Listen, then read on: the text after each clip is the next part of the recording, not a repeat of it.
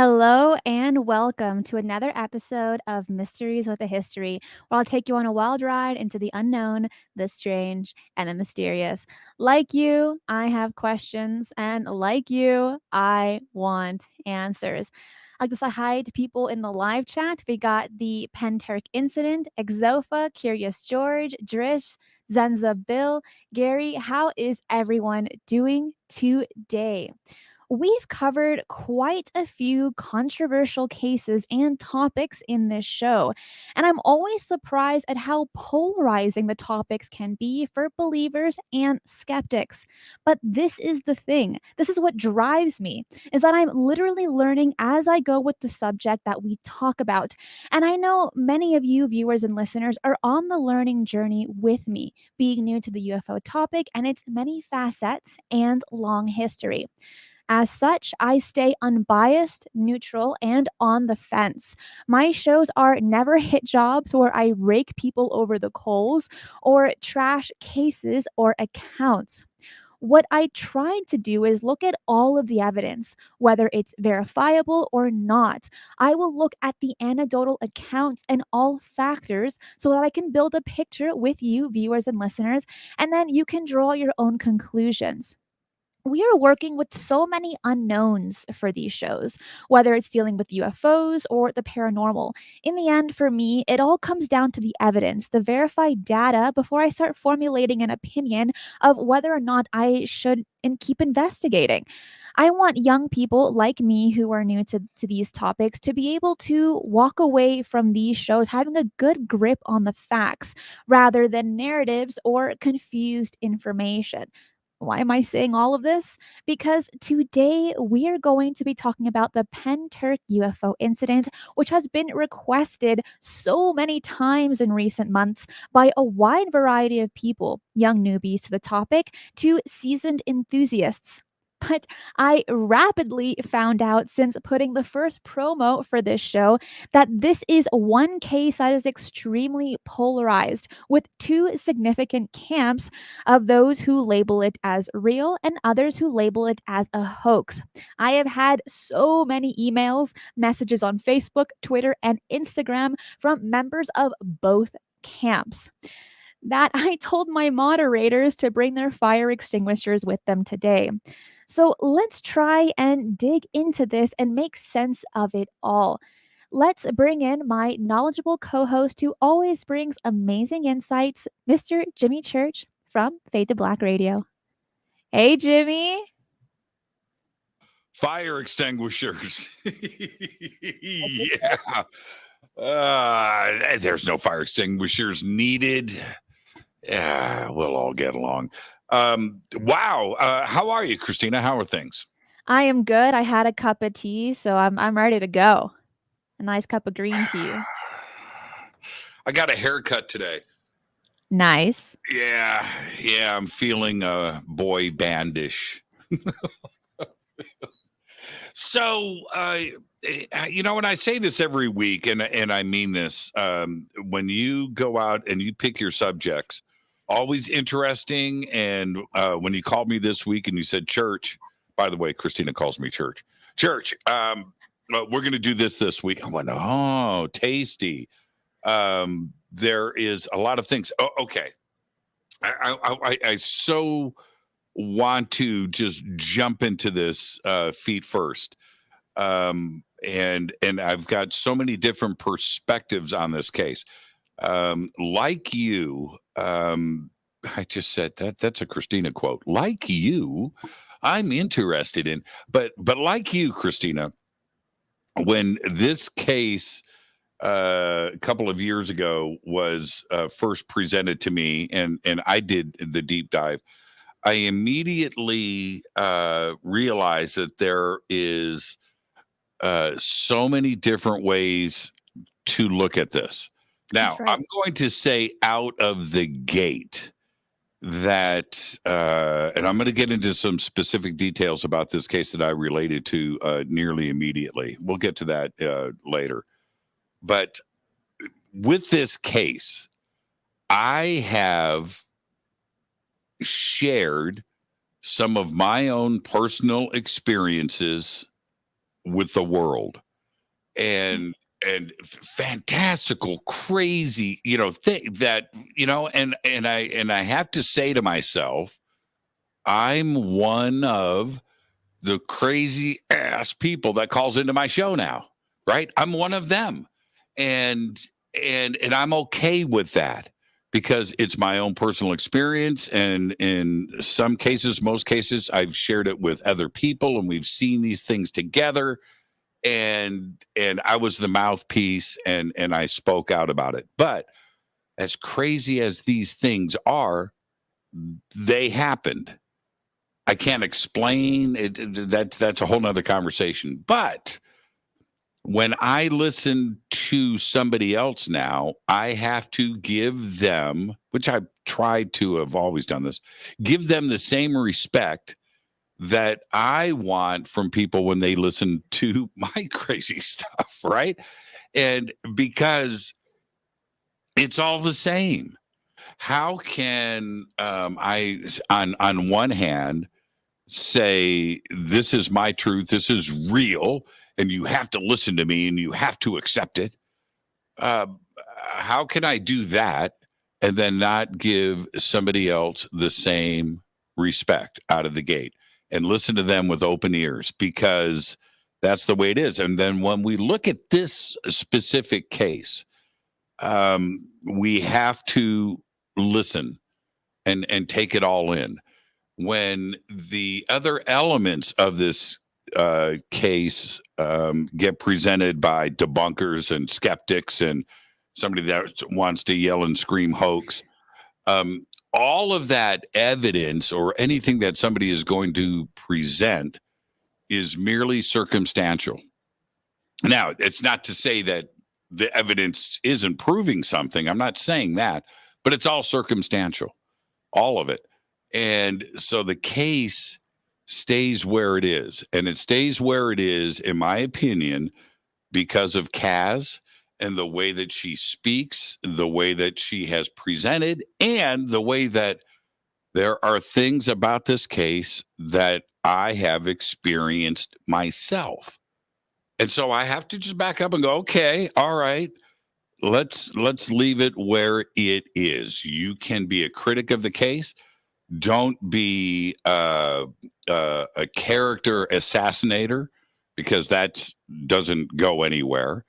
And if you have stuff that you want to present about the case, present it, and let's take it all and absorb it. But that's where I'm at. It's a fascinating case. And now I'm going to back up. We've got to get into the case itself, and there are many out there that wonder, what the heck are we even talking about? We haven't talked about Exactly. what It's this it's case is. still a pretty fresh case in the It's a very aspect of UFO history. This yes, happened in 2016, so it's yes. pretty relevant. And I'm going to go ahead and give you a rather quick summary of what this story entails, and then we're going to go more into depth about all the little facets that is a part of this incident.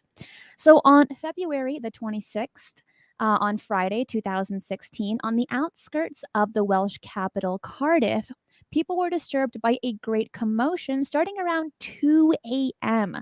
Residents complained about being awake by the sound of several military helicopters circling above the town. The main witness to this incident is Kaz Clark, who alleges to have seen many lights that night in both red and green, demonstrating a type of large pyramid shaped craft with smaller balls of light popping out from the top. It is believed that one of the craft burned the trees in the nearby forest. And later on, the military went ahead and stated that, well, it wasn't a craft that crashed, but instead it was a tree disease by the name of larch that caused an issue and they had to be removed. But we're going to get a little bit more into depth on the military, the government, and even about this large disease as well as we go ahead and continue. So, the main explanation for this story, for those that haven't heard Kaz Clark speak or have read her book or have heard spoken to other witnesses, the biggest explanation for this is the exercise chameleon. And this apparently took place the exact same day or the exact same night that these lights were seen. And what the Exercise Chameleon is, or Project Chameleon, it is described as a biannual training package for the military. And I found that rather interesting. And I feel like just off the bat, before we continue, we've heard this quite a few times in many other stories that you and I have talked about, Jimmy. we'll Correct. we'll hear the military come in and say, "Oh, well, we were practicing this or we're doing this. It's a secret project that we can't talk about. Sorry about that."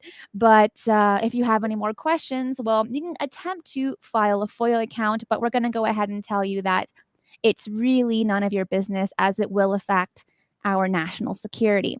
So, right, I mean, but before even continuing into this, that little aspect, like my eyes rolled and I'm like, oh, okay. Here we But go. Right. here we go. But the more research that was conducted doing this, listening to the skeptics, the debunkers, but also those that believe the story, you can, I guess, in a sense, attempt to understand that maybe that is the case. Maybe it just happened to be a coincidence that these lights that were seen could have been part of a military exercise. And again, we're going to get a little bit more into that. But what are your thoughts so far, just based off of the summary? Yeah, the military exercise is part of this, which is always great because now multiple witnesses and the military aircraft and forces on the ground and things like that we're all in play, and these are things that can be vetted and verified. And now all of a sudden you've got the UK's MOD Ministry of Defense involved, which is great because there are things that you need to corroborate on both sides That's right. with this. So that is great. That's a fantastic part to this. And now the other part, when you ask me what are my thoughts on this, we have to there's two things that are going on. Either it was a coincidence that the military was there and this incident happened with Kaz, right? Okay. And that it was just purely coincidental and the military wasn't there for the craft. Kaz and her thought process through this is that the two are connected. That maybe the military was there to intercept, maybe the military was there to shoot something down. The military was there to intercept because they knew something was about to happen, and I think that is just as good a possibility as anything, because coincidences always seem very strange to me. But this is where this is the other element to the story. We haven't discussed this yet.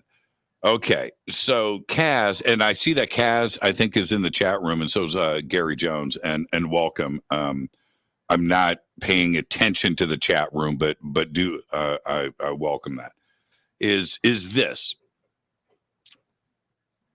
She had heard the military exercises going on, planes in the sky and things, and that she sees, a bright light in the sky. This is this red pyramid object that is in the sky, and then emitting out of the top. And I believe Kaz described it as almost like it was shot out of the top of this pyramid, this Right. this green ball of light. Well, then you also had like 20 or 30 balls of light coming out as well. We'll get to that. But my point being, what she's describing here doesn't sound like a military exercise. I'm talking about a red pyramid craft. She describes it as rotating counterclockwise. So I'm picturing it in my mind's eye, this thing rotating backwards, counterclockwise instead of this way. And then this light shoots out of the top. As we push this forward, let's move the military exercises out of the way, even the red pyramid out of the way. This is the part of this event that caught my attention. She describes barrel, keyword, craft, smaller, barrel-sized craft. And then taking this further, this is where I was like, okay, hold on a minute here. Now Kaz has got my attention, because she said on the bottom and the top of the barrel, they were a different color, black. And that there was something in the middle that she describes as, and I'm putting words in her mouth and I'm paraphrasing Kaz, so I apologize. But the way that she describes it, you are able to paint this picture, theater of the mind, and understand exactly what's going down. So she described this as maybe glass. Key word here, though. She said that she doesn't know because she didn't touch it. Very interesting part of this experience. Okay. And then she says that, this is later on, that there was two. One of them came down, and I think she said it was 20 feet out and 20 feet above the ground. In front of her is this craft, barrel shaped. And I immediately go back to my beer can incident, right? And I have described that beer can as a beer can barrel, right? But the top and the bottom had these bands that were silver and not chrome. It was like it wasn't shiny, but it was far away. But anyway, so while I'm hearing her describe what she's seeing in front of her, I'm immediately taken to my beer can. Although my beer can was same shape, same description, same top and bottom, and different colors, but the same type of object. And I thought to myself, holy crap. And then she said that the insides were like static, and that they were moving, and it was like 3D, and it was moving on the inside. I go back to my beer can. The reason why I'm bringing up the beer can is that this sounds like my sighting and what I saw. Mine was moving counterclockwise, and it was spinning this way. Now, mine was at a great distance away, but I could see it spinning. I could see the top, and I could see the bottom, and that's what was going on. And she described something very, very, very similar. And then the other part to this, and this is for everybody, and you can go and read about the case and get into it. And her words are fascinating, and the book is fascinating too as well. And you can find that on Amazon. Is this?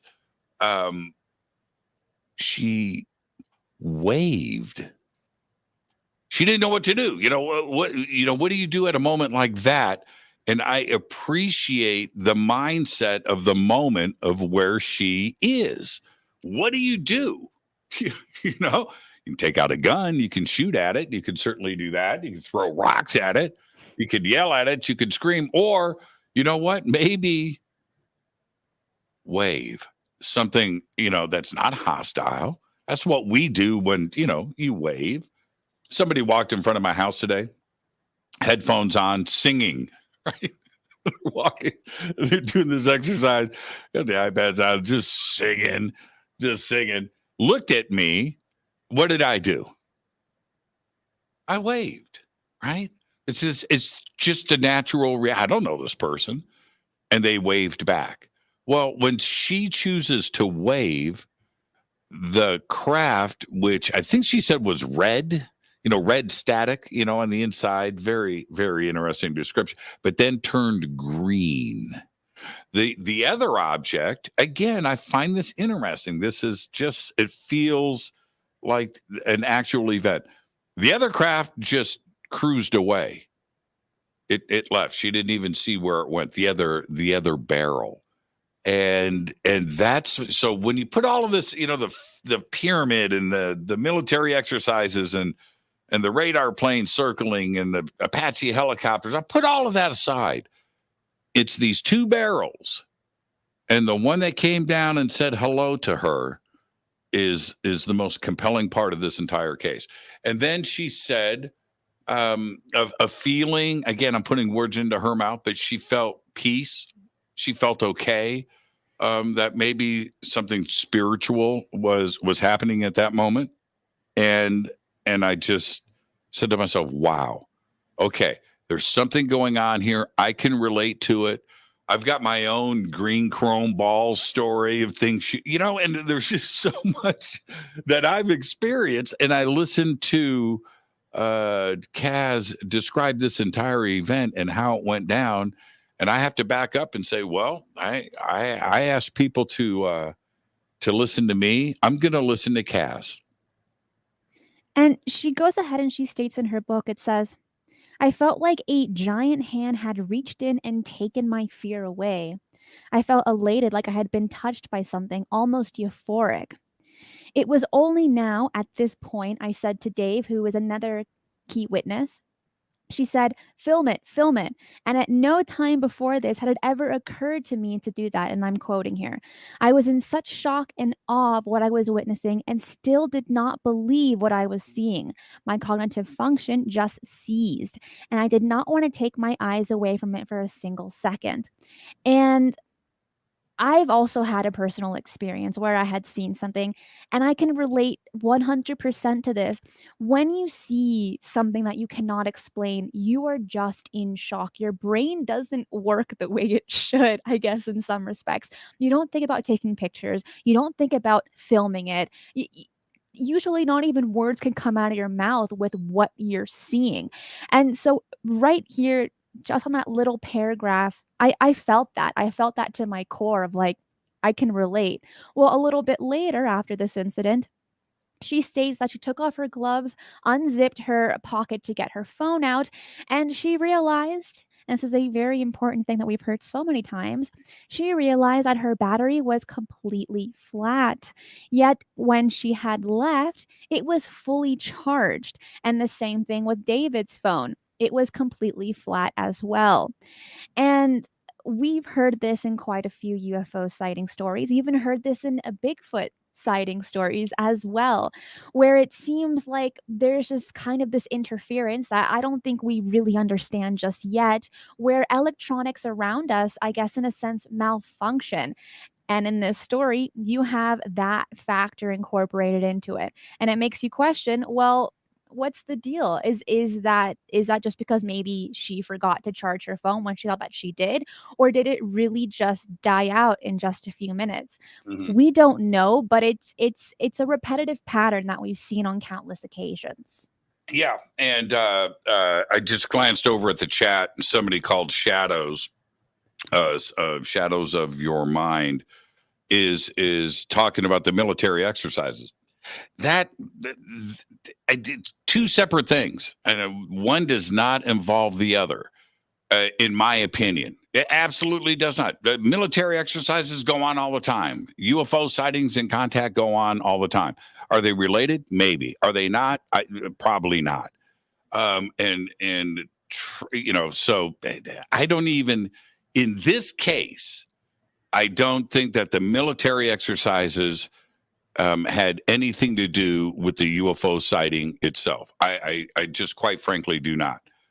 If they were involved, it is because that they were there. Something has appeared in the sky, and maybe they're going to come over and check it out. They've got radar going on, and they've got things happening. And if they're in the middle of a military exercise, whatever that military exercise is there to do, maybe it's for terrorism, and maybe it's for something else. I don't know. It doesn't matter. But if they see something in the sky, something shows up in radar, and it's close to a military exercise, if you don't send over a helicopter or two, or you've got a radar aircraft in the air that's monitoring, what's going on in the ground, it's joint exercises, and maybe there's other things that are involved with military aircraft, and you don't go over and check it out, you're not doing your job. So I would expect that to go down. So the military exercises don't debunk the case. They don't support the case. Kaz tying in the military to that when you go through an experience like that, of course. Absolutely. The military's here. I just saw a UFO. This thing just came down. They got to be connected. Of course. Yes, I would do the same thing.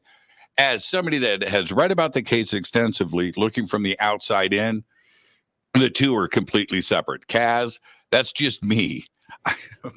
I believe that this went down the way that Cass describes it. Absolutely.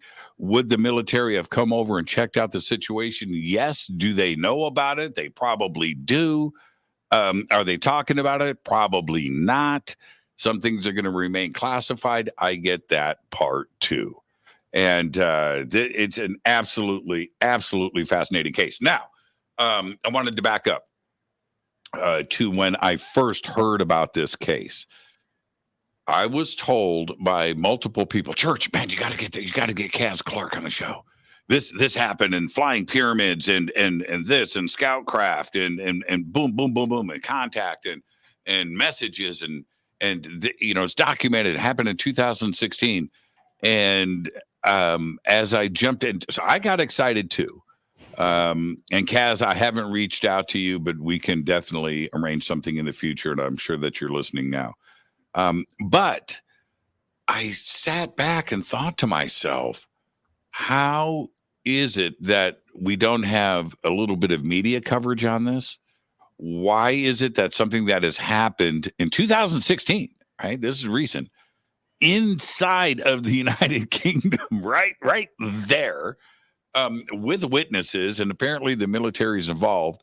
Why isn't this case being discussed more inside of the UFO community, and why hasn't the media latched onto this? Because there are many different facets to this that need to be talked about, and why has the media left it alone? That I find curious, because I think that the media has left it alone, and there hasn't been coverage on this, and there's a reason why, and I just don't know. And Cristina, I brought that up to you earlier this week when we were talking about the case. I've always find that very curious. Why has the media left this case alone? And there's a reason. I just don't know why. I guess in a sense, it kind of reminds me of the case we talked about last week, the Aztec crash, where for a long period of time, a lot of ufologists didn't touch it. Same with Roswell. People just didn't touch those kinds of cases, maybe because there wasn't enough information, because it was debunked rather quickly when the government came in and said, no, it's just a military exercise, or no, it's really nothing. I feel like when we get really quick responses, people's mentality change and they're like, oh, well, that's my answer. There's no need for me to look into it. And then you have a few where it just kind of burns inside of them, and I want to look a lot more inside. Hides in long grass, thank you. It says, have Kaz and Gary seen anything similar since 2016? That's a good question. That's a great question, and I have brought that up many times over the last couple of years. Has there been anything else after this incident? And it's so funny. After everything that I just said, I'm looking at this post. Data suggests otherwise. Military exercise was pre-planned and explains many of the claims. Not everything is a conspiracy. That's what I just said. That's exactly what I just said. I don't think the two are connected. I don't. Kaz going through this experience, and then the military is there, and you're seeing that, and she's making that connection. That is absolutely 100% natural. I would have done the same thing. It could have also been very well where the military and these lights were at the exact same place at the same time, and it could have been just casually a coincidence. Well, now, I don't know if that's the case, but what we do know is that people that have witnessed this is that these military craft, which we've heard a lot about already, they were chasing these lights. Now, yes, they were. Look, let me explain something to Shadows, whoever you are. I'm not trying to offend you. I don't know you. Is this: if I am the commander of a military exercise in the United Kingdom, United States, anywhere, I'm the commander. And I've got troops on the ground. I've got aircraft flying around. I've got coordination. I've got logistics. I've got food and communication equipment. I've got all of this stuff going on. And military precision. This is training, military exercise going on. And something appears in the sky over here. I'm going to go and check that out. It's that simple. So the military exercises were happening. Yes, it was scheduled. Yes, it was this, it was that. There are bombs going off. There's explosions. There's things. Yeah, of course. Okay, great. It's a military exercise. But if something shows up in the sky and we don't know what it is, and we are in the middle of a military exercise, you damn Skippy, we're going to fly some helicopters over there, and we're going to try to find out what's going on. I've got an EWAX in the sky or some kind of radar, aircraft flying around. Go over there and check that out, because you know that they picked it up, and that's what's going to go down. You know what this That's sounds it. like? There is nothing else to. I mean, what? It's just like crazy to me to think that that this is debunking something or trying to make an excuse. No. Well, if this is the case, unrelated. the case, what came to mind was the Nimitz Encounter. That's exactly what happened. They were having a military exercise. Mhm. They saw the Tic Tac and they went for it. Yes. They totally went for it, but they were unarmed in this case. Now, there have been a few skeptics or debunkers that went ahead and stated, well, these lights that we're seeing, these red lights that created that pyramid, or the green lights, were just flares, parachute flares. Possible. And I looked into this because I didn't really know how these parachute flares work, how long they last, if they have any colors. I wasn't familiar with it. So I went ahead and I looked at it. And the biggest thing that I noticed that kind of just didn't really add up was that parachute flares typically only last about 40 seconds, and then they're slowly descending, right? Kaz had stated that she had seen this craft for about 4 or so minutes. So those two things don't add up right there. Along with, usually when you see these shapes, right? Parachute flares, they're not fireworks. You can't usually make very intricate or I guess fantastical shapes. A triangle and a pyramid, I guess, are two very different things, because one is two-dimensional and one is three-dimensional. The fact that Kaz and other witnesses could see a pyramid and not a triangle, I think is kind of hard to debunk as stating, well, it's just parachute flares and they would just happen to be aligned to make a triangle on this side and the other. And the fact that it's only 40 seconds that they last. And please, anyone correct me if I'm wrong. If it's longer than that, I would love to know, because it's something that I'm just not familiar with. Mhm. But that was just one thing that I'm like, I don't think the people that had said this really did their research on that. Again, maybe I could be wrong, but that's from the information that I found. Right. Okay. And you what bring was up- also go well, ahead. you bring up some good points here, but not to say that, especially, look, I'm a military brat. I used to sit and watch outside of my bedroom window military exercises going on. Everything that you can imagine, including flares that are illuminating the battleground. I'm watching this stuff, crazy tanks and things and mortars, everything just going on outside of my bedroom window. And before anybody says, what do you mean outside of your bed? Is that unsafe? Let me tell you something. Down in the jungle in Kokali, the town that I lived in the middle of the jungle, look it up on Google Maps, look up Kokali. I lived in the middle of the jungle, and everything around me is a military base. And boom, out there, I'm watching the stuff of helicopters coming in, flares, just crazy stuff. And I'm a kid, you're 14 years old. You're going to watch this. It's a war movie going on outside of your bedroom window. It's fascinating. I get on my 10 speed, my bike, man, get as close as I could and just sit and go, man, this is happening. But what I did know and did learn is all about flares.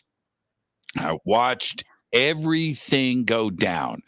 I know what they look like. I know how the smoke looks. I know how the parachutes look. I know how long they hang, and all of this. And I'm going to be straight with anybody out there that wants to bring this up. Once you see a flare, you know what a flare is. Okay. Now, I have to say, if they are doing military exercises at night, there were flares. 100%. Flares, red flares in the shape of a pyramid in coordinated efforts. Nah, ain't happening. And the only other suggestion here is that we've got some kind of circus parachute jumping coordinated dance team that are now jumping out of aircraft and lighting red illuminated flares off of their feet, and they are forming a pyramid. You know what? They need to be at the Super Bowl because that's a pretty good trick, and I would love to see that happen. No, no. I just don't see it. Flares on paratroopers coming down. It's kind of a rare thing. It's a stunt that you see stunt teams do. Seen plenty of evidence of that, and you also see the smoke and you see the shape and the way that they descend to the ground. So no, I again completely separate. Were there flares? There had to have been flares in those military exercises. They light up the entire ground so the troops can see what they're doing, and that's it. Okay, so let's move on. Jim, this is why I have you. You bring in all the missing pieces to all of my questions. And I first want to say thank you so much to Deborah for the super chat. It says, pretty in pink today, Cristina. Thank you. And nice haircut, Jimmy. And then deranged lunatic, also thank you so much. There's one more thing I want to mention while we're on the topic of flares and lights. And another thing that came to mind, because again, with the more cases that I look into, the more connections I can make. And if you remember in the movie Close Encounters of the Third Kind, you had people, I guess, in communication with this alien craft through sound, but also through lights. What if, and I'm going on a limb here, what if these lights that were being seen of red and green were in some sense of communication? What if this was an intelligently intelligent craft? Could it have been that maybe they understood what the colors mean to military officials? For example, red means to indicate emergency, while green indicates safety when it comes to these lights, especially during military practices. So that would be kind of my question. I mean, do you think maybe it's a possibility that if we're on the aspect of these are alien, that they were in some respect trying to communicate, or is it just casually that they just happen to use those two colors? Because they're opposite colors. Yeah. When it comes to indicating signals. Yeah. And Kaz is in the chat. So Kaz, and this is on a time delay, so we'll have to wait for her response. But I think she said the color of a green traffic light. Right. So I'm picturing like just a natural green, right? Not aquamarine, not turquoise, green. And then originally the craft was illuminated red and with a black top and bottom. But that would, the way that it changed colors, and I'm going to stay with your point though. There's a method to my madness in my thinking here, is that it all happened after she waved. So is green a calming color, right? Red, fire, explosion, it's a thing. It's anger, at least for us. I can't speak for an alien species or race out there on what colors mean to them. But to us, and if they understand us, then they know that red is like caution, back up, right? Okay, so we have stop signs are red for a reason, right? Okay.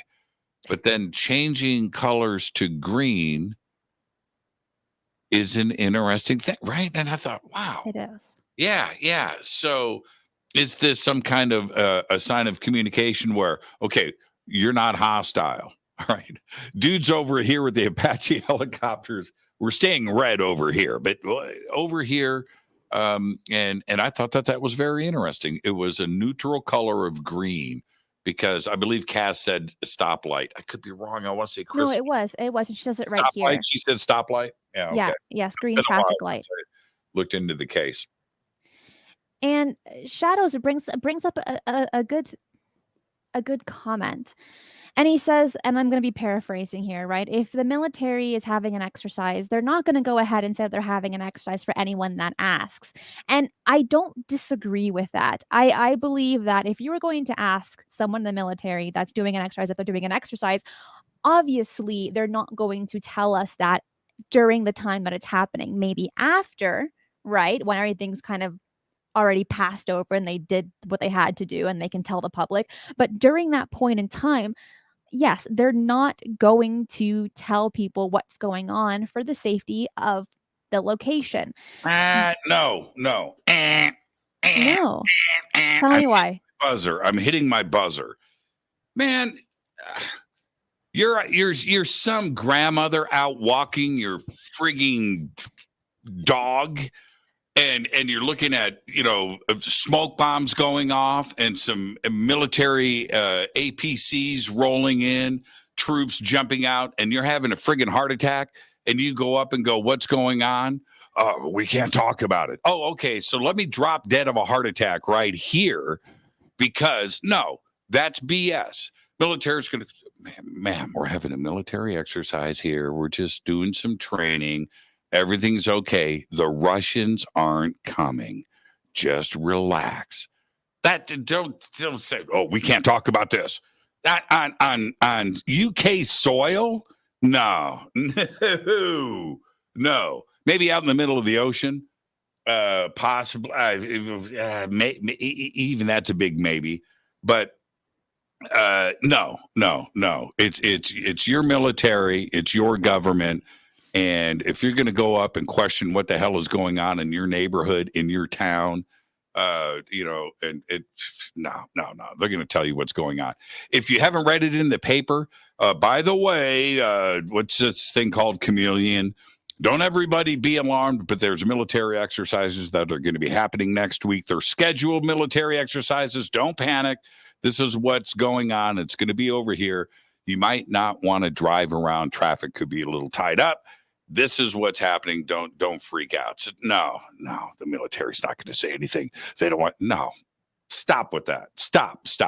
Especially in the UK. No, I'm just not buying that. Oh, well, I mean, I don't know these things, and again, that's why I have you to clear out the water. But we're coming up against a break. We'll be right back after this. Hi, I'm Micah Hanks, and let me tell you something. I support Cristina Gomez as a Patreon subscriber, and here's why you should too. She brings all of her unique insights to a whole new generation, and all while she's also going through college. Listen, support Cristina, become a Patreon subscriber today. You won't regret it.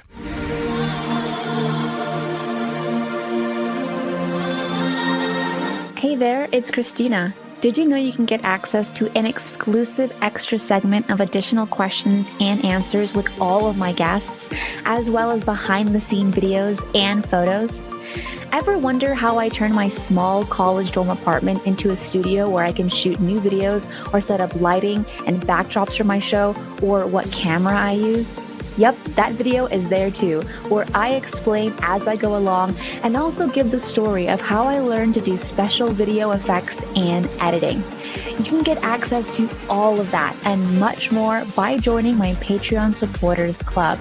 You'll be helping by supporting this channel, my research, and production costs, as well as investing in new shows coming soon. Starting from as little as $5 a month, there are several tiers you can choose from that suit your budget, and each tier carries extra perks and benefits. Join my Patreon club and become a supporter today.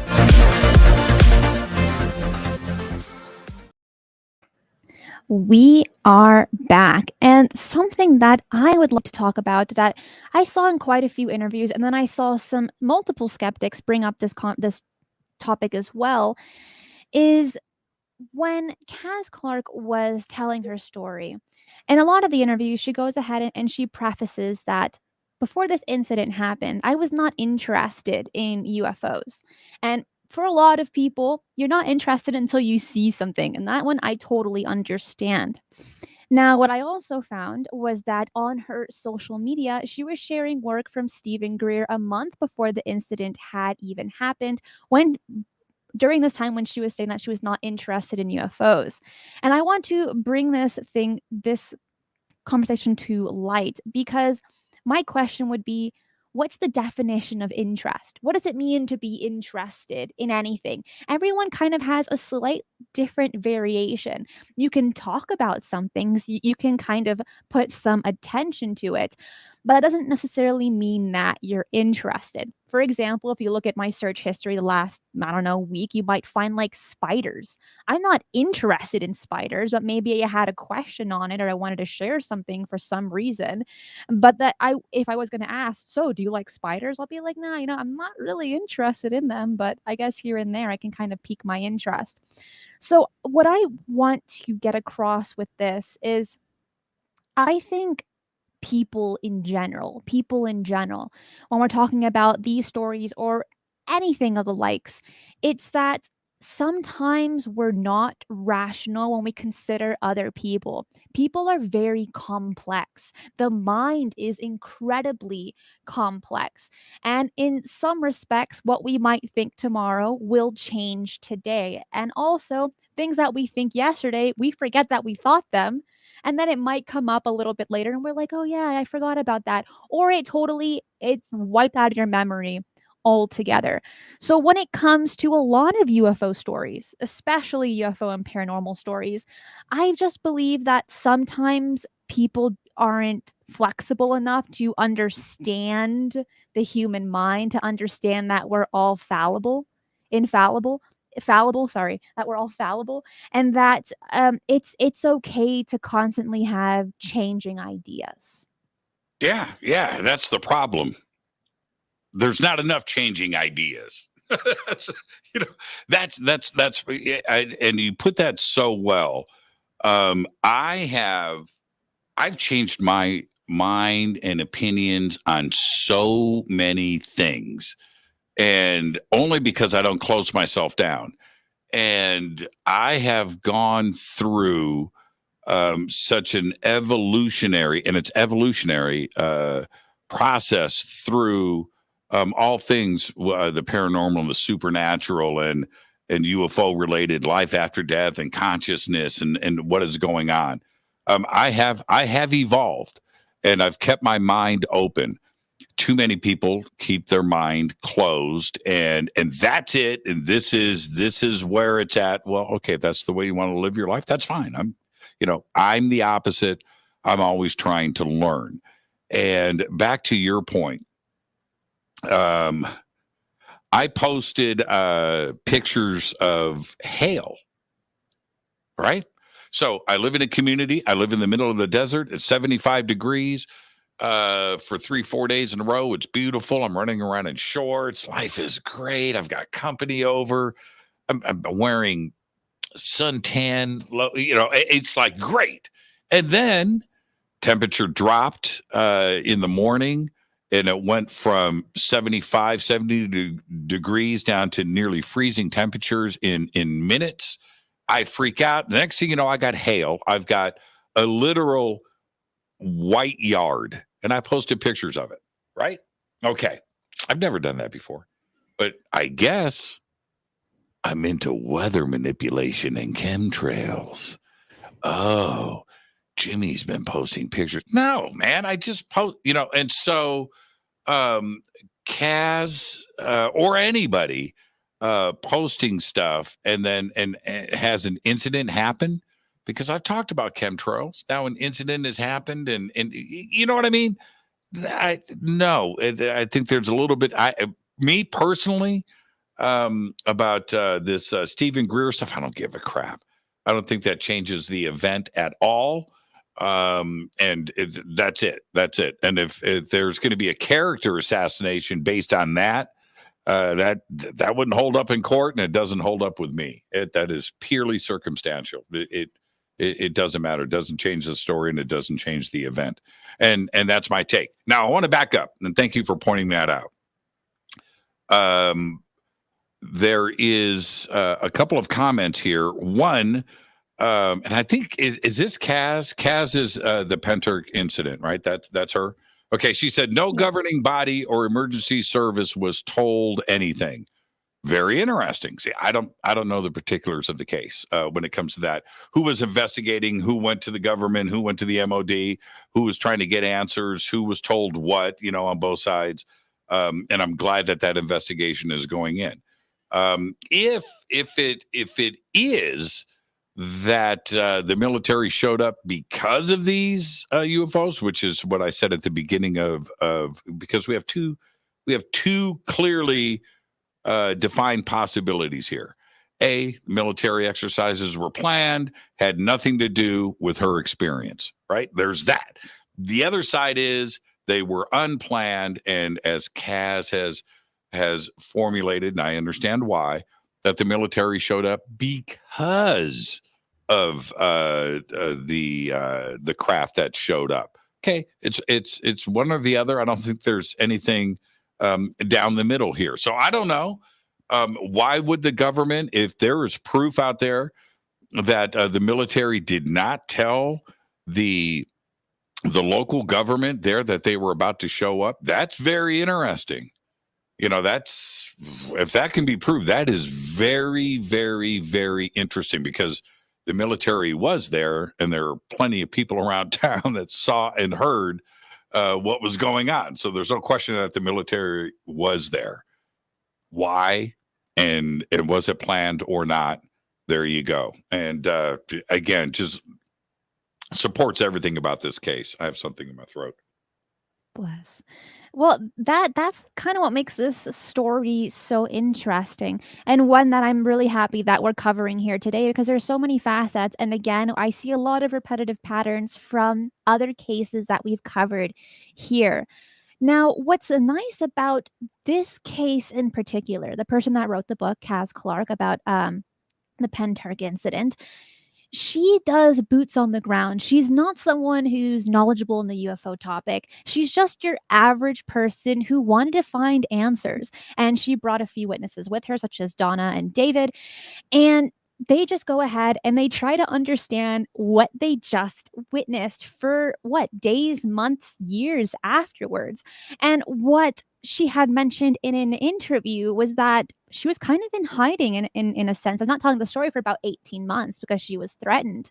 And what's really interesting about this, something that I'm going to get into right now, was during this time, right after she had witnessed this, she wanted to speak to someone that was knowledgeable in the field, a ufologist or anyone really.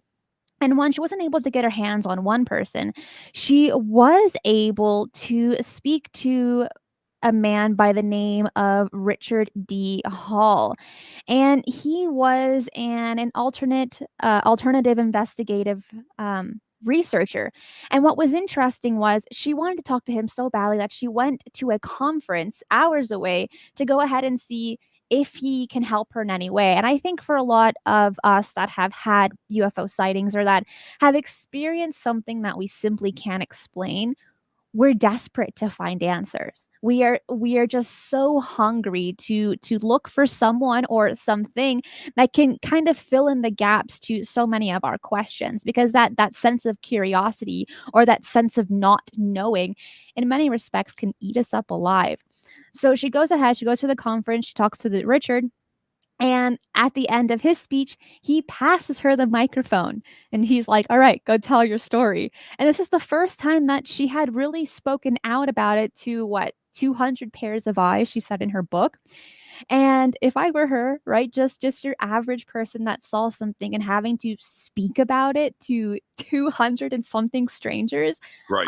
I would be mortified myself. I'd be like, I would be mortified now. I would be scared right now. And what she had stated in her book was that she got a lot of positive feedback. She got a lot of questions. But the biggest thing that she noticed was that there were a lot of people in that audience that witnessed the same thing, or that heard the helicopters, that heard the explosion, which we'll get into a little bit later. And I feel like that kind of reassurance is a big deal in anyone's life. No one really wants to be the black sheep. No one really likes to be left out, especially in a story as big as this one. When you have a community backing you up, it makes you mentally that much more powerful to push forward. And this is just my speculation on this. I feel like after she spoke at that meeting or conference, I think it kind of pushed her forward to keep pushing to find that information, even if she was ridiculed. And after she finishes everything, she's driving back to Pentyrch with her friend Steve. And this is the really interesting part. Something that's kind of happened to you, Jimmy. And that was the road was empty when they were driving for, I'm not really sure how long, but quite a while. And there was one car right behind them that just kept speeding and speeding and speeding. And he wasn't changing lanes. And to Kaz and Steve's understanding, it was as if this person was trying to hit them.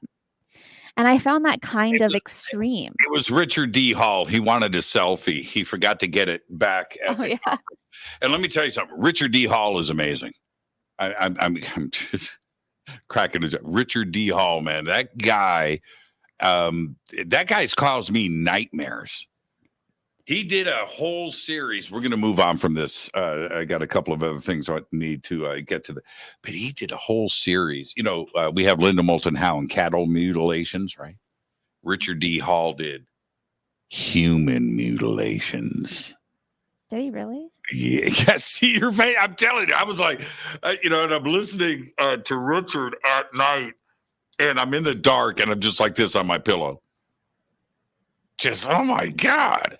Yeah, Richard D. Hall, absolutely amazing investigator. He fears nothing. And good for you, Cass. Good one on you to go and speak about this. Now, there was another part of this case that I really found interesting.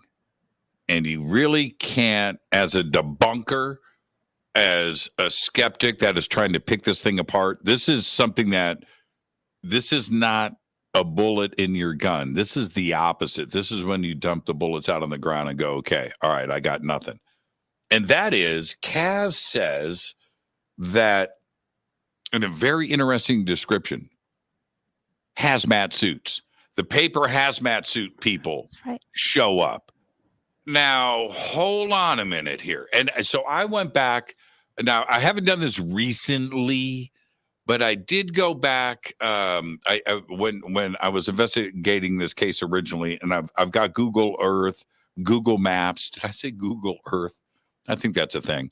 And I'm looking, and I'm trying to figure out where Pentyrch is because I couldn't find it spelled that way, and I had to, and then I found like two villages. There was like a half a name here, this must be, and I find out where the military exercises were, and I'm looking, I'm like, why would they have ventured so far outside of this zone of the military exercise in hazmat suits?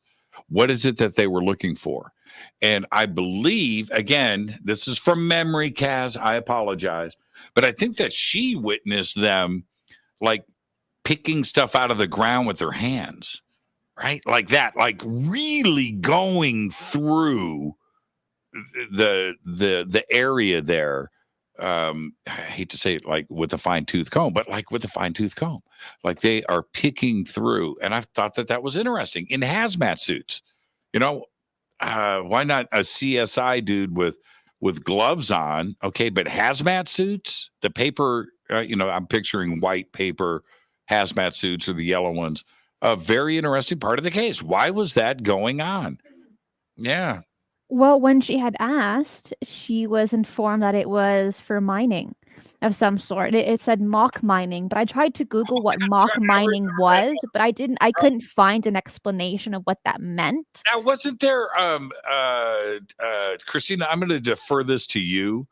Wasn't there a phone company involved?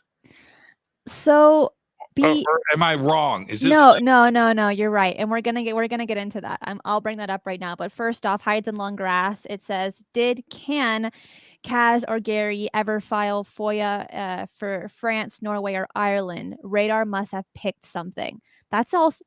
Hides in long grass, you are on fire with these questions. That's a great question. Yeah, hides in long grass. You file that FOIA to 4 countries. It'd take forever. What do you think? Who do you think Kaz is? John Greenwald? Well, okay. She could. But yes, what you had mentioned is correct. When she was asking around why the military was in the field, Smilog forest, what they were doing there. She was given several explanations. One of them being, oh, we're just a fracking company. Another one being, oh, we're just a mobile service company. And then Right. the third one later on saying we're actually doing a military exercise.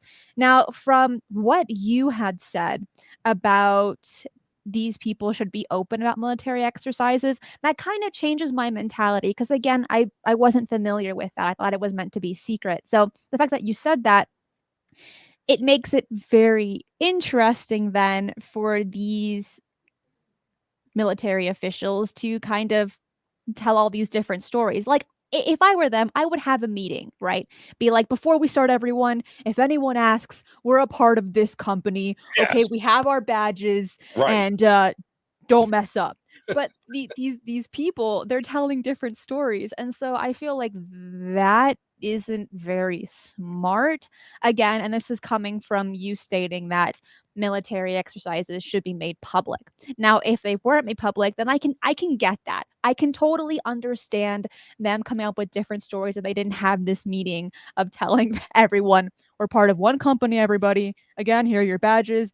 You got this. But that wasn't the case, obviously, because look at what happened. Right. Kaz got different stories. Right. I just saw Vodafone was the company. Now it's like, let's get your story straight.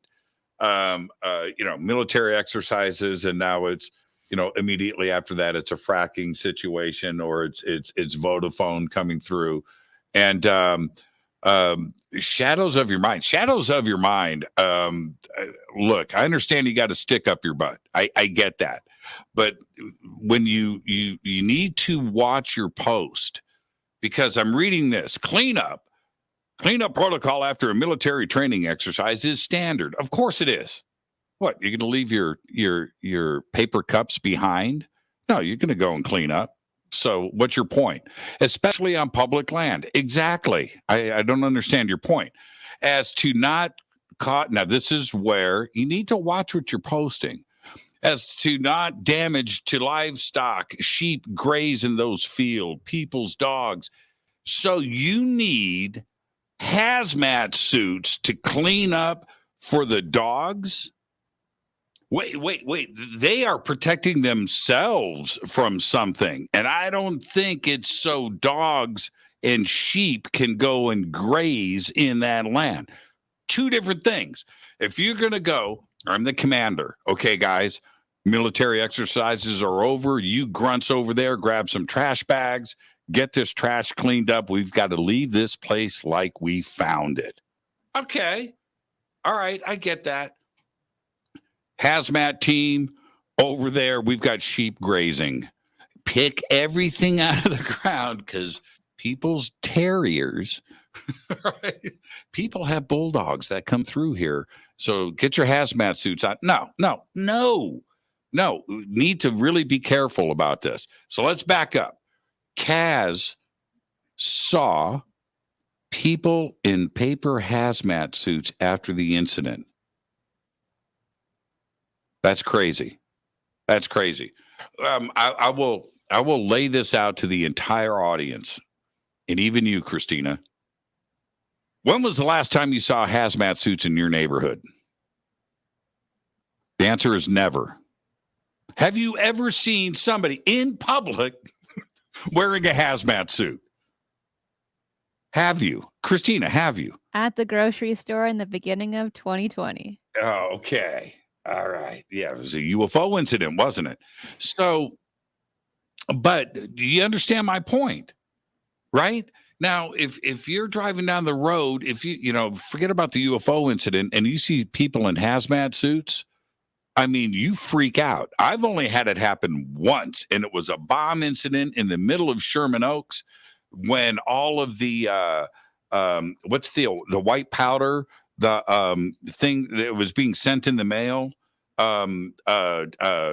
anthrax, right? So the anthrax is going in the mail in the post offices and things.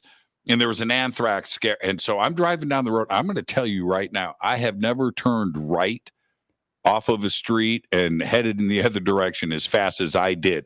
I pulled up and I see like 20 hazmat suits. I see the tents in the middle of the street right here. And I'm pulling up. I was like, whoa, I'm going this way, man. I was like, I don't want to know. I don't want to say. That's what hazmat suits are for. And not for cleaning up paper cups after a military exercise. No, absolutely not. It's a very interesting point with this case. Also, okay, so let me back up again. I keep backing up. I want to say this about Kaz. I've seen her speak, watched the videos. I've heard her speak, read the book, and there is a delivery from her that seems absolutely honest and sincere. I don't detect deception. And believe me, man, I got a BS detector, and I've thrown people out of the car very, very quickly. And let's not bring up any names, but there have been people that have been literally removed from my world. Removed. I will take every and I just don't do it. I don't do it. I'll give everybody their equal chance, but as soon as that, that meter hits a certain point, you're out of the car. I don't get that from Kaz.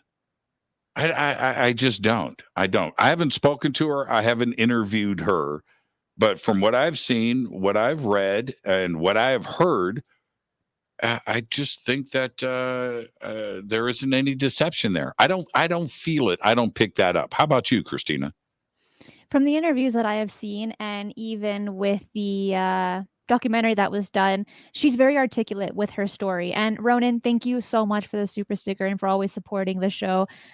Thank you so much. Yeah. Something that I wanted to mention while we're on the topic of hazmat suits was that what later witnesses found out when they were doing an EMF reading was that there were very high levels of radiation. And that could have been an explanation, possibly, of why these people were wearing hazmat suits, because maybe they also calculated the high radiation. But from what the information that I was given, and I didn't look at this personally. Okay, so this is, and this could be wrong, but from the information that I was given is that there's high tension power lines nearby, and when I tried to look at this through Google Earth, I couldn't zoom in that close to see it.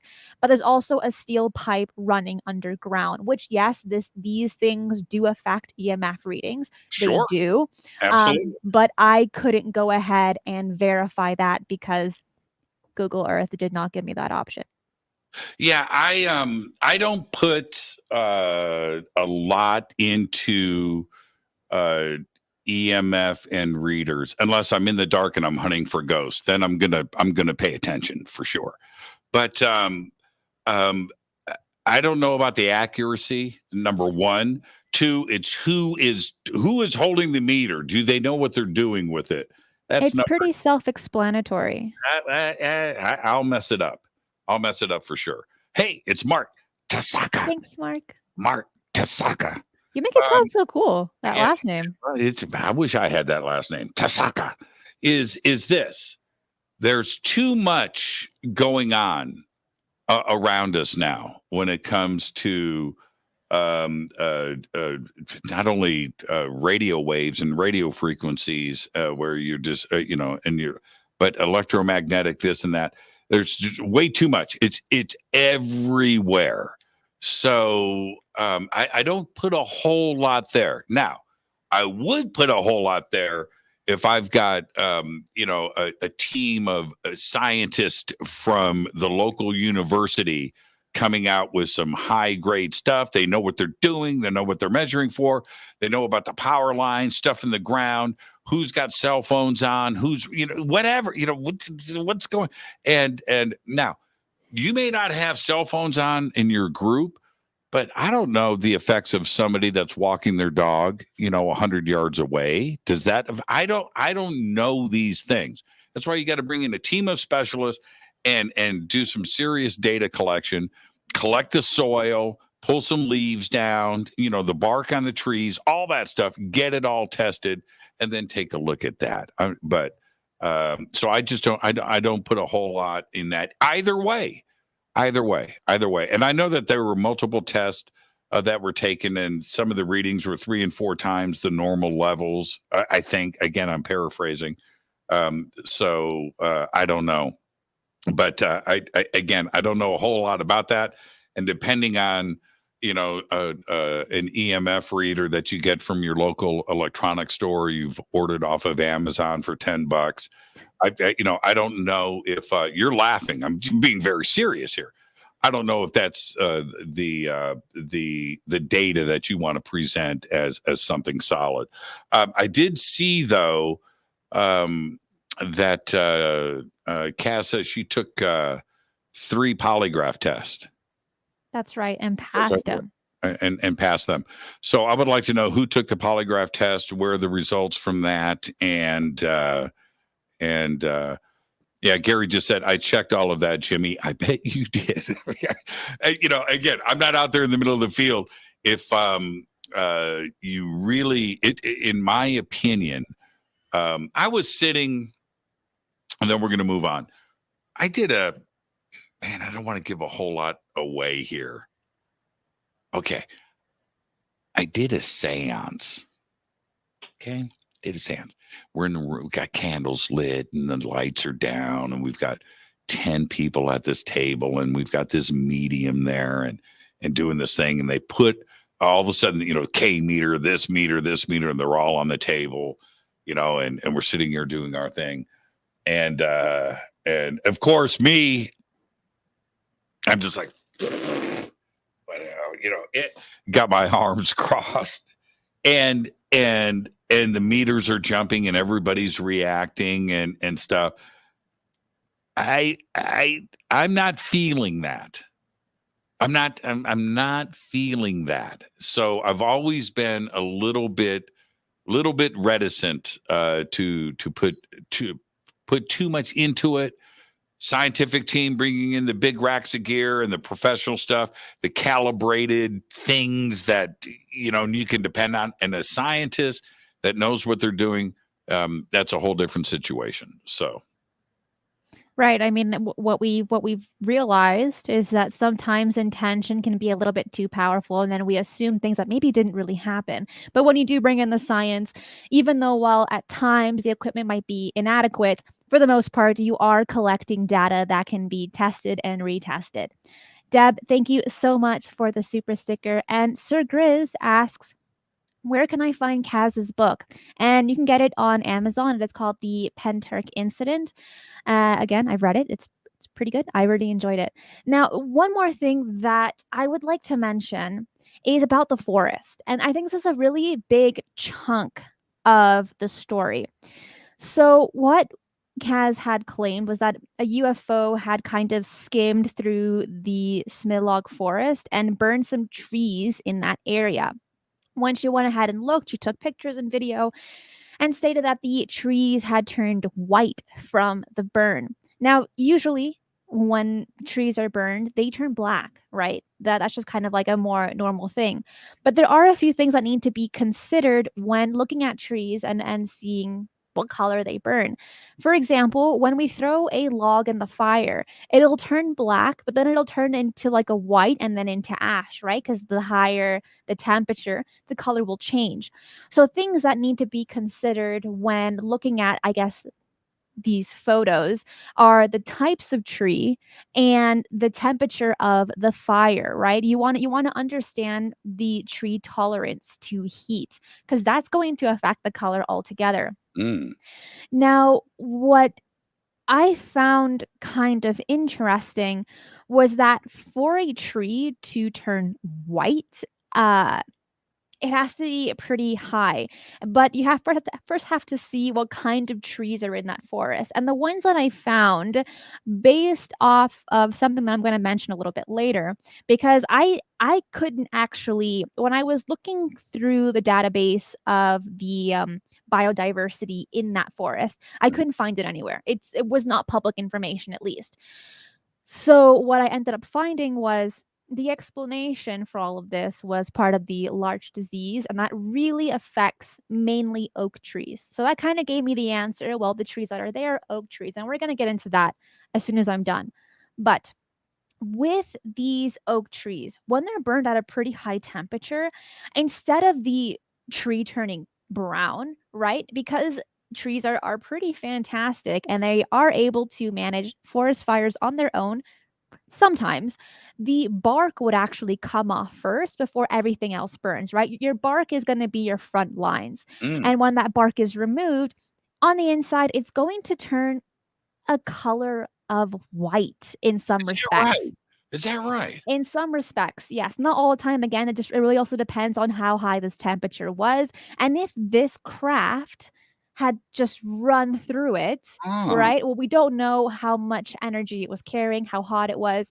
But if we had to compare it, we could possibly compare it to a lightning strike. When I had looked at pictures of lightning that had struck oak trees, if you looked at it, when the bark was slightly removed in that area where it was struck, it was a shade of white. And I'm like, okay, well, that kind of answers my question without being a debunker, but really just trying to find the information of why is that the case without saying, oh, well, all trees are meant to be black when they're burnt. Well, we have to be considerate and we have to be rational. Now, when all of that occurred, a little while later, and I'm going to tell you exactly Check the out that big brain on Cristina. All that college paying off. Your parents are proud. yeah, I mean, I'm be very in debt impressed. forever.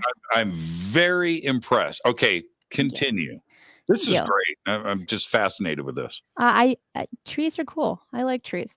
So later on, the explanation for why trees were instantly removed, there was very little evidence to back up these claims that Cass had stated, which she did take pictures of. It is in her book, where these trees had fallen over. Some of the tops of trees were completely removed, which is kind of interesting. Well, what the agricultural department had later stated was, well, there was this disease on oak trees called larch disease, and all the trees had to be removed so the disease does not spread. And Mhm. okay, I've seen sense. documentaries on this. I have. That makes sense. The Yes. issue with that story is that soon after trees were removed, new trees were repotted, were replaced. And what I found on the website of Agricultural, Environment and Rural Affairs, it's a UK website talking about plants, it says trees were removed from the forest because of larch disease, which I had just mentioned. No cure has been found, and there are no effective chemical treatments available. They are fungicides which can suppress the symptoms, but none will kill the pathogen. So, the objective of any control approach must be to prevent or minimize any further spread of larch and the damage it causes. The best available scientific advice is to remove and kill the living plant tissue on which the organism depends for reproduction.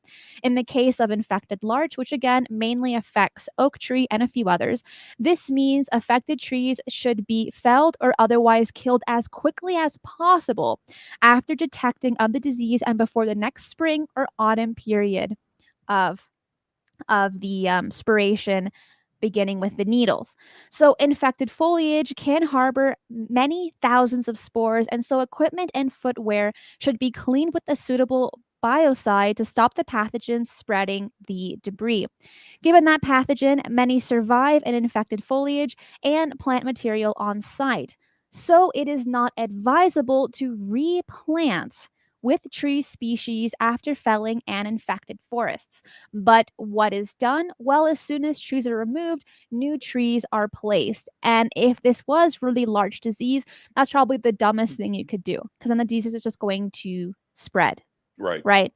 So that's what I found pretty interesting about that explanation. From the whole story that we've covered, we have the chameleon exercise, and then, which is already kind of interesting. And then we have, well, all the trees were removed, or a lot of trees were removed because of this disease that affect oak trees. But then we repotted everything. We put a bunch of trees back. Now, there were some images. I wanted before we run out of time, and I have the feeling we're going to run over. Do you have anything to do this afternoon? Can we run this up to for another 2-3 hours? There's a lot more stuff to cover. Was there any video of anything? Not from Cass, from anybody else. Was any video captured of this night? Not that I Okay, all right. not that I know of. I'll defer that over. Maybe. But I had heard, and Gary and Kaz, you're right there. I had heard a couple of years ago that there was video that was going to be released, and I don't know if this came from Kaz and Gary or if this came from somebody. I don't know. My memory's not that good, but I was told that there was video to support this. Now I haven't seen it, but there has been some images. Okay, so yes, there is a video, but it has not been released. Okay, send me the video, Kaz. Jimmy at jimmychurchradio.com. I would love to see the video, whatever it is. And you can get all of my information from Cristina too as well. That's not an issue. She has the permission to share that. There's been some images out there too as well. Do you have those ready to go? Do you have some images that we can put up? Because I want to comment on one. On the tree images, No, of the orbs. I do. Cristina, you don't have those images? Oh man, do I have to share my screen? Give me a moment. Oh, Cristina Gomez. We're at I the just end. came to have a good time. We're at Okay. we're at the end. So here is one image that was sent to me, and as you can see, this was kind of an understanding of what it potentially looked like. Okay, let me see here. Hold on a minute. I want to look at. Okay, not this one. Okay, I'm going to tell you.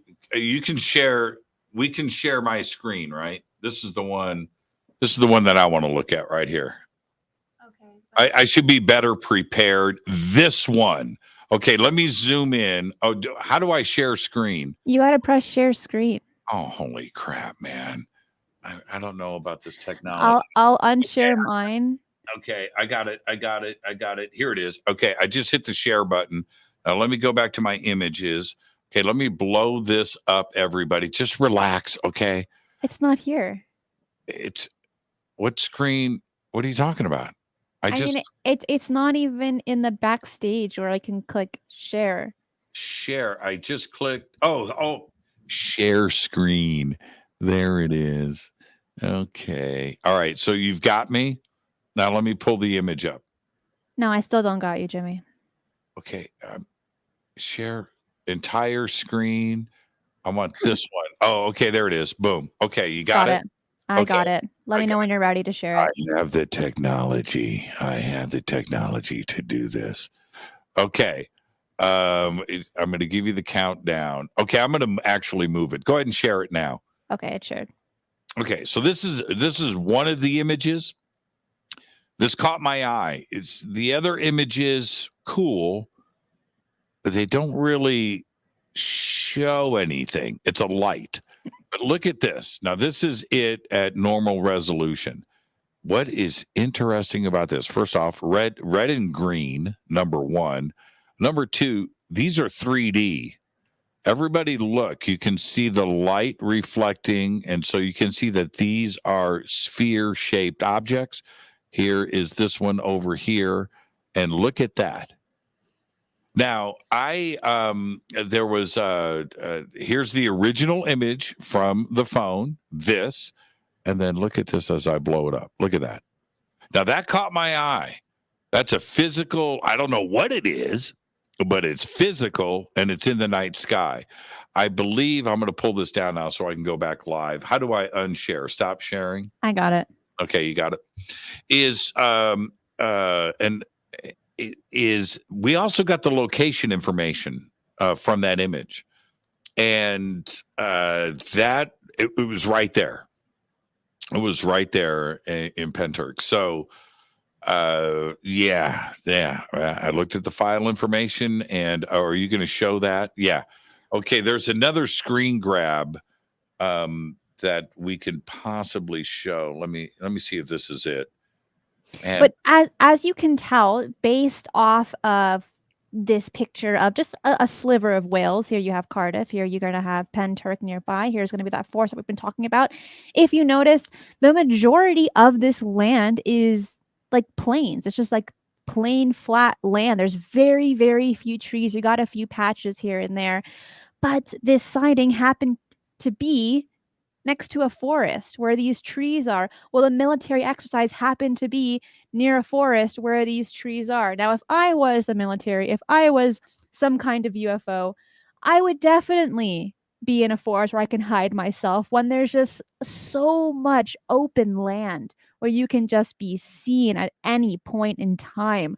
So I found this location rather interesting in this aspect, where again, you just have a tiny little portion of trees with all of this grass going on right here. And honestly, very few towns. You got one here, you got a small one here, one there, and then you have the capital of Wales right here, which is kind of far away. But again, if I were someone trying to do a secret operation, or if I didn't want to be seen by humans in some respect, um, I would do it in this kind of forested area. Okay, I'm back. I'm back. Sorry about that. I'm all excited. I'm trying to share screens and I'm trying to do this. Okay, so I was now, like, "Where's Jimmy?" man. Okay. Thanks, What, Mark. Oh, what, say his last name, Jimmy. Mark Tasaka. So, Christina, help me out here for a second. Yes. What was the date of this incident? It was. I'm gonna give you the exact date. I don't want to get it wrong. It was February 26th, Wow, that's 2016. all I wanted you to say. Okay, I just wanted you to say that. Share my screen. Okay, here we go. Okay, everybody got it? Is that sharing my screen? Mhm. Okay, this is from the phone, from the images that we just posted, the red and the green sphere. And I want everybody to take a nice close look at the date, February 26th, 2016, 2:30 in the morning. And there's Pentyrch. And here's the location. Everybody see that? You see that? You see that? Mhm. You see that? You see Yes. that? That's pretty hard. Again, I just want everybody to really get this soaked in. Here's the image. Here's the JPEG. There it is, the resolution. There's the date. There's the location. You can open in maps. And here is the series of images right there. Move to archive, boom, download. There it is. So very hard. If you are maybe Kaz is a forensic internet Photoshop file manipulating genius. They exist. I don't know. But trying to fake that with the right date and the location and on a phone and pulling up that information like that, that's difficult to do. And if you're hoaxing this, that's going to some whole other levels. So I wanted to share that with everybody as we're looking at these images and the comments coming up. You know, how do you know this is from where? That I just showed you the location, the date, and the map. Thank you. That Well, I mean, Christina, you know, obviously you're a full blown investigator now because I just learned about oak trees and bark.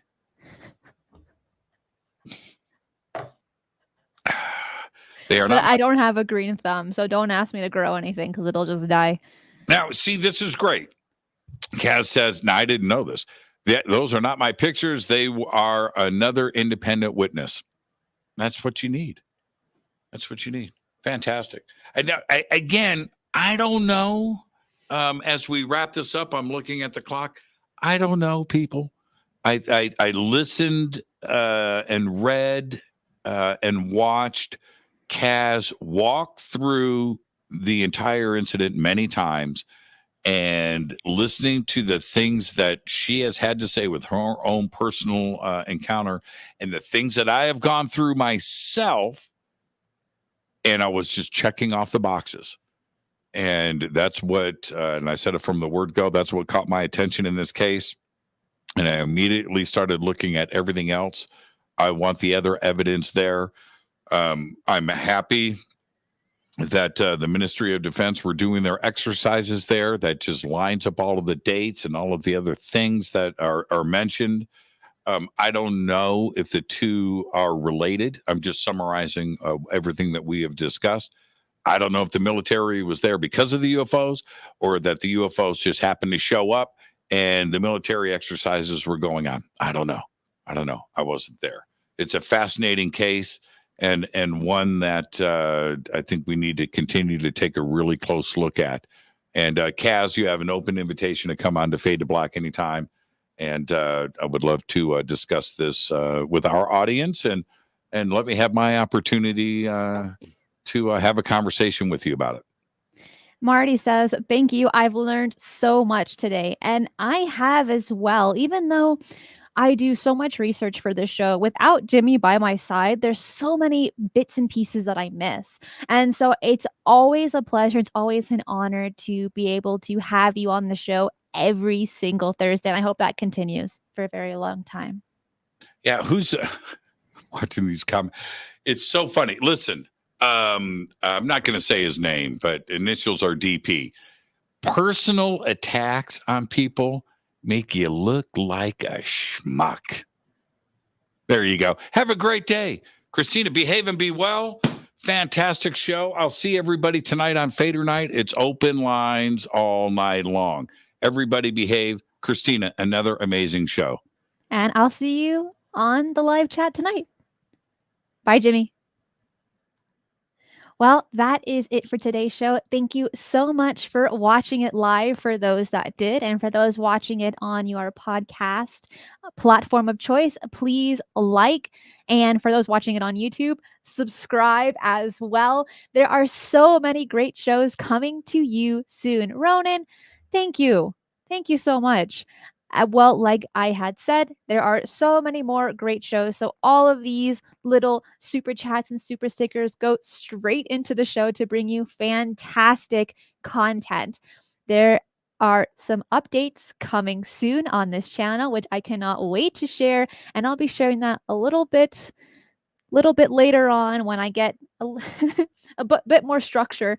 But that is it for today's show. Be safe. And remember, keep your eyes on the skies.